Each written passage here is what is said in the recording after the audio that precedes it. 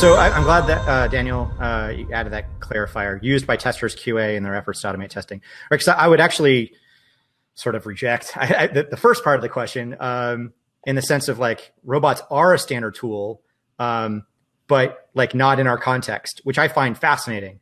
The specific data point, and I feel like I'm kind of living in two worlds, like coming from the software world and going into the hardware world, and kind of occasionally coming back and saying, everybody, hey, it's awesome over here. Come on, join me. But one of the specific data points is there's a particular robotics company, Universal Robots. They're this is maybe dangerous phrase to say, delusions grandeur, the selenium of the robotics space, right? They are the it's very bold to say that. No, they're really popular robots, and if you go to a robotics conference, even if there's a company that's doing stuff with robotics, like Universal Robots are everywhere. They were acquired, I can't remember how long ago, but by a company called Teradyne, which sounds like an evil corporation out of the Terminator, right? But no, it really exists.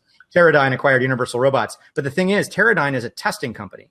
The testing company acquired the robotics company. Now, granted, who's heard of Teradyne? Well, anybody who's making like fighter jets definitely has, or anyone who's making like 1 billion circuit boards a quarter definitely has, because Teradyne makes electronics testing. They make all this stuff in electronics. I think the moment that we're in, though, is that like hardware and software is just kind of blending as things get kind of miniaturized and as displays kind of like just disappear into the space where you have computers all around you, but it's like in your thermostat and in your toaster and coffee mug and all this kinds of stuff. All those things have circuit boards. Anyway, all this stuff is getting tested in factories by robots.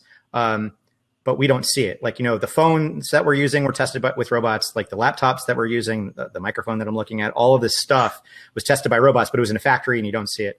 And often the companies making that stuff, like how they tested it with what kind of robot was kind of like their trade secret. So if anything, I think maybe like my job in the future is to kind of maybe break down some of those walls of sorts.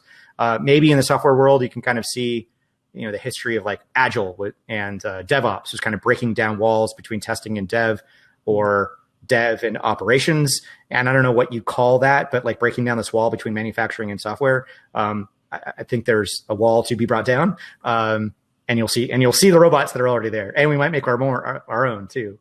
Whatever. Again, I've got a million ways to answer this question, but if nothing else, it's like, I hope there are more robots. And I'll just leave it there.